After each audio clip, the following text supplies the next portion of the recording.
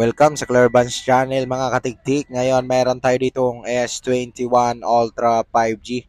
So naka-pin code po ito mga katiktik. So yan po ang ating i-hard reset. Ayan, ito po siya mga katiktik. Yan. So panoorin nyo ang process mga katiktik at makinig sa King instruction. Ganun lang mga katiktik. Basic lang at very simple. So, yan mga katiktik, kailangan natin ng USB Type-C na nakasaksak sa ating PC or laptop kasi pag wala yan, hindi po natin maha-hard reset yan. So, para ma-turn off mga katiktik, ilong press mo lahat, volume up, volume down, and then power switch. Antayin mong mag-black screen at pag nag-black screen, bitawan mo lahat and then pindutin mo agad yung volume up, saka power switch, and then yun, nakita nyo naman, bitawan nyo na lang isa-isa. Pag nakita nyo ng logo ng Samsung, bitawan ng power switch, and then isunod mo pagbitaw ang volume up. At kusa na pong lalabas ito.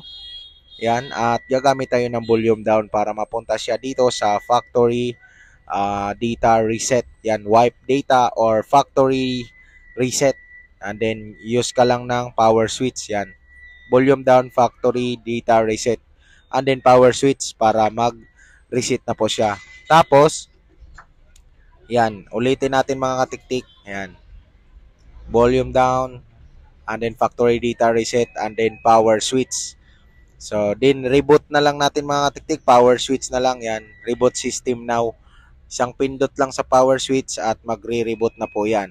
So, dito mga katiktik, i-wait mo lang siya ng 3 to 5 minutes para magbukas yung ating Samsung S21 Ultra 5G. So, make sure lang mga katiktik na wala na kayong kailangan na data on alam mo din yung Google account para hindi kayo maabala kapag iyon ang isi-set up ang S21 Ultra 5G. So, ganun lang kabilis mga katiktik at kadali. At naway may nakuha kayong idea dito. Maraming salamat sa panonood at i-set up mo na lang yan mga katiktik pagka nagbukas.